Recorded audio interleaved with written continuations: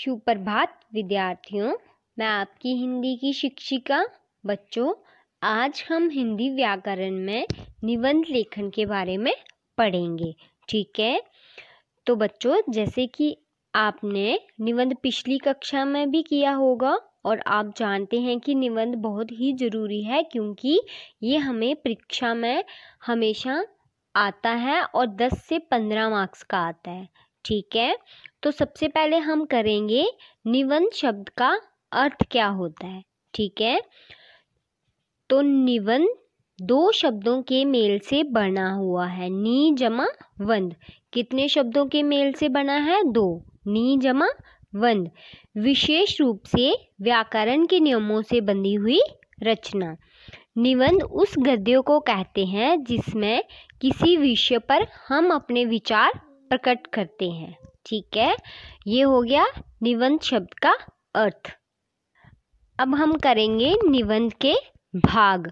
निबंध को हमने 3 भागों में बांटा है: आरंभ या प्रस्तावना, मध्य भाग, अंत या उपसंहार। ये निबंध के 3 भाग हैं। तो बच्चों, आरंभ या प्रस्तावना में हम क्या करते हैं? जैसे हमारा आज का विषय है मनोरंजन के साधन। इसमें हम आरंभ में हम क्या करेंगे? निबंध के विषय का परिचय देंगे। ठीक है, उसके बाद हमारा आता है मध्य भाग। मध्य भाग में हम क्या करेंगे? विषय को विस्तार में लिखेंगे। ठीक है, उसके बाद हमारा आता है अंत या उपसंहार। अंत या उपसंहार में हम क्या करेंगे? विषय का अंत करेंगे। ठीक है बच्चों, निबंध लिखने से पहले आपको क्या करना है? निबंध की रूपरेखा बना लेनी है। ठीक है, विषय से संबंधित जानकारी इकट्ठी कर लेनी है। ठीक है, जानकारी को 3 भागों में बांट लेना है। निबंध की भाषा सरल मुहावरेदार होनी चाहिए। ठीक है, उचित स्थान पर विराम चिन्ह का उपयोग किया जाना चाहिए। ठीक है, ये कुछ निबंध लिखने के नियम हैं जो आपने निबंध लिखने से पहले याद रखने हैं। ठीक है, तो चलिए हम आज का हमारा जो विषय है मनोरंजन के साधन, उसे करते हैं। ठीक है, सबसे पहले हम करेंगे आरंभ। जैसे मैंने आपको बताया, आरंभ में हम क्या करते हैं? आरंभ में हम विषय की जानकारी देते हैं। तो सबसे पहले हम क्या करेंगे? भूमिका लिखेंगे। भूमिका के साथ हमने क्या करना है? विषय की रूपरेखा बना लेनी है। ठीक है, तो चलिए शुरू करते हैं।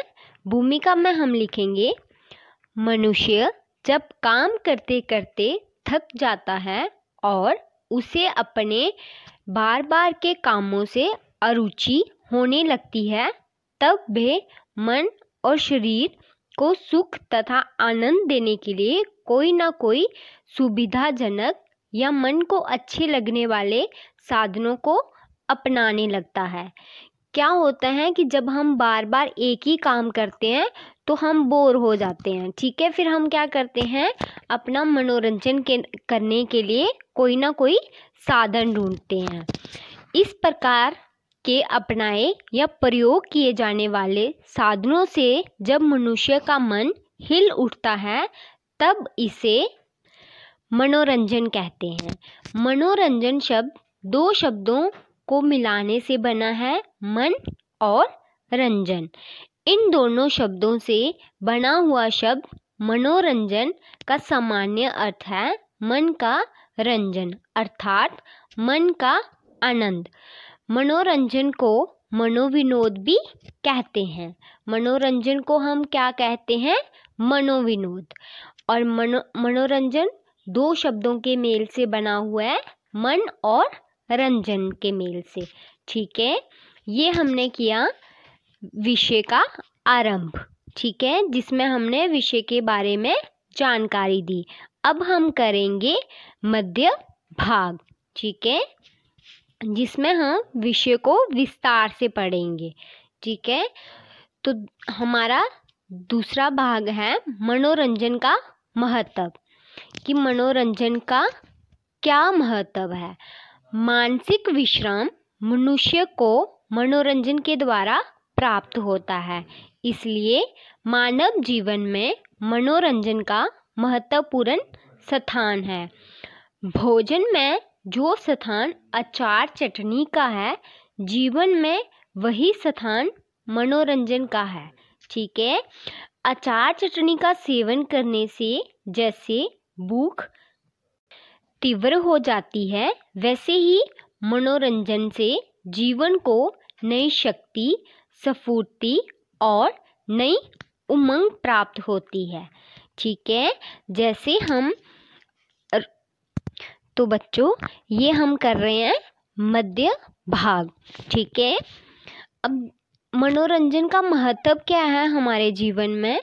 जैसे हम कोई काम करते करते थक जाते हैं, फिर हम अपने दिमाग और दिल का मनोरंजन करने के लिए, आनंद प्राप्त करने के लिए क्या करते हैं?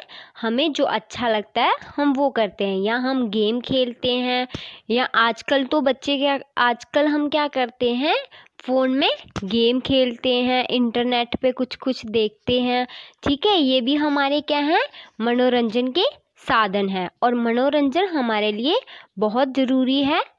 ठीक है। तो बच्चों आज हम मध्य भाग तक पढ़ेंगे, आगे का हम कल पढ़ेंगे। ठीक है। धन्यवाद।